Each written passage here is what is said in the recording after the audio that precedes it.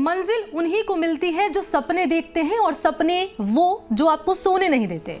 खुली आंखों से सपने देखते हैं, उनको जीते हैं और कामयाब होकर अपनी मंजिल तक पहुंचते हैं। नमस्कार, आप देख रहे हैं हमारी खास पेशकश उड़ान और मैं हूं आपके साथ मनी शर्मा।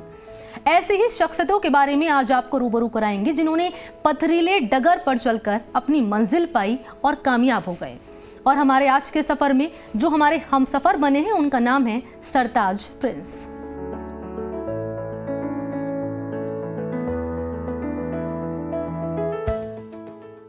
खुदी को कर बुलंद इतना कि हर तकदीर से पहले खुदा अपने बंदे से खुद पूछे कि बता तेरी रजा क्या है। अपने हौसले, अपनी मेहनत और अपने दृढ़ निश्चय और खुद पर विश्वास की बदौलत ही इस शख्स ने ऐसा कुछ कर दिखाया कि आज राजस्थान को इन पर नाज है, गर्व है राजस्थान को अपने इस बेटे पर। कम उम्र में ही जज्बा बुलंदियों को छूने का है और ये सब कुछ संभव हुआ है मेहनत और लगन से। प्रिंस के हौसलों की उड़ान, रेतीले धोरों से विदेशों तक पहचान, मरुधरा का बेमिसाल डिजिटल आर्टिस्ट, राजस्थान का सरताज। कहते हैं हौसले बुलंद हो तो सपनों को परवान चढ़ने में देर नहीं लगती।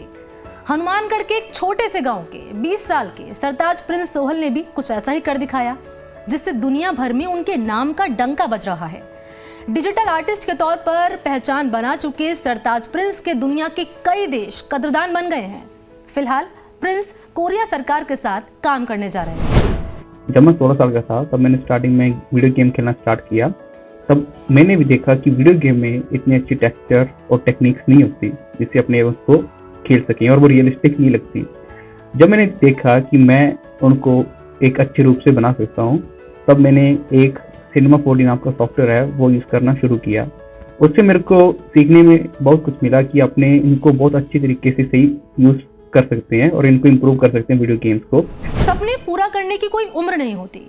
मेहनत और लगन से किसी भी उम्र में ना सिर्फ अपने सपने पूरे किए जा सकते हैं बल्कि कामयाब लोगों की श्रेणी में भी छा सकते हैं।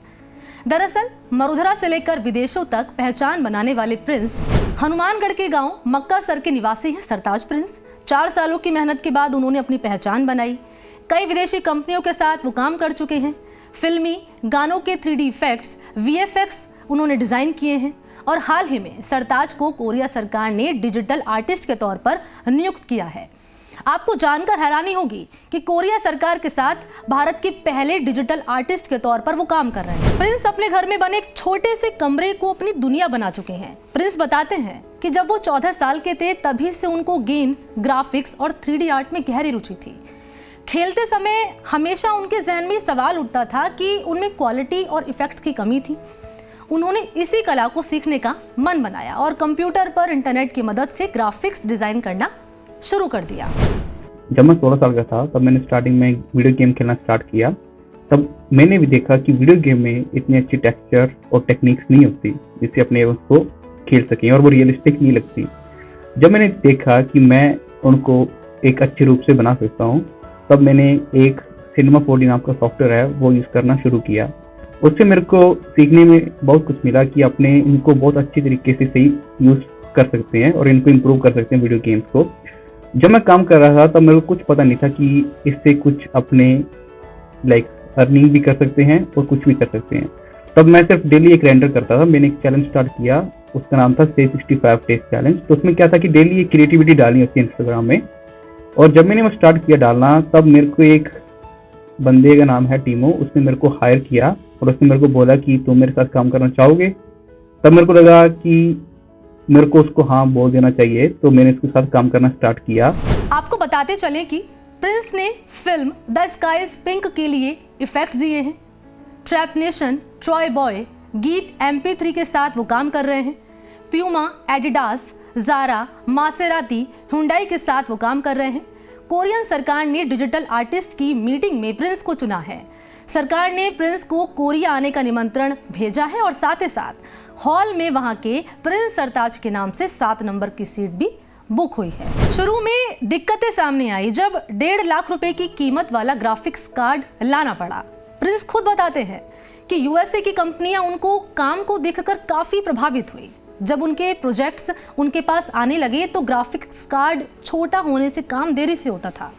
ये बात उन्होंने अपने पिता को बताई तो उन्होंने पैसे उधार लेकर किसी तरह ग्राफिक्स कार्ड और जरूरी सामान उनके पिता ने दिलवाया। इसके अलावा रिश्तेदारों और दोस्तों का ताना भी उनको मिला। उनके पिता को भी ताने मिलने लगे कि वे उन्हें जानबूझकर पढ़ाई नहीं करवाना चाहते। पिता हरदीप सिंह सोहल खुद एक आर्टिस्ट हैं और बेहतरीन पेंटिंग्स बनाते हैं। जी मीडिया से बातचीत करते हुए उन्होंने खुद बताया कि जब वो पेंटिंग्स करते थे तो उस वक्त पेंटिंग की कला की कद्र कम देखने को मिलती थी। लोगों की कम रुचि को देखते हुए उन्होंने पेंटिंग ही बनाना बंद कर दिया। अब जब वो अपने बेटे को यानी कि प्रिंस को देखते हैं तो उन्हें लगता है कि वो पेंटिंग की कला को नया आयाम दे चुका है, ऐसा आयाम जो उन्होंने कभी सपने में भी नहीं सोचा था। वो आर्टिस्ट बने, लेकिन उनके बेटे को आज दुनिया डिजिटल आर्टिस्ट के रूप में जानने लगी। मैं खुद आर्टिस्ट हूँ और मेरा खुद का फ्लेक्स का काम है। मैंने इसको मेरे साथ ही ले लिया और मेरे साथ ही बैठ के ये डिजाइनिंग का काम इसने शुरू किया। लेकिन ये डिजाइनिंग को कब नेक्स्ट लेवल पे ले गया ये मेरे को खुद को ही पता नहीं चला।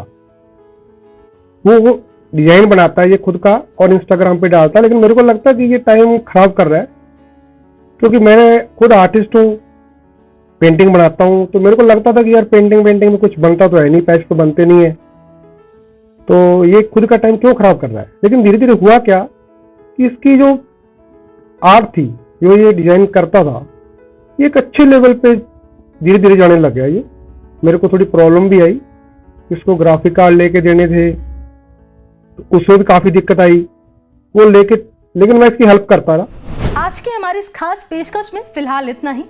अगली पेशकश में आपको बताएंगे किसी और हुनरमंद और टैलेंटेड शख्सियत की कहानी। तब तक के लिए मुझे दीजिए इजाजत। नमस्कार।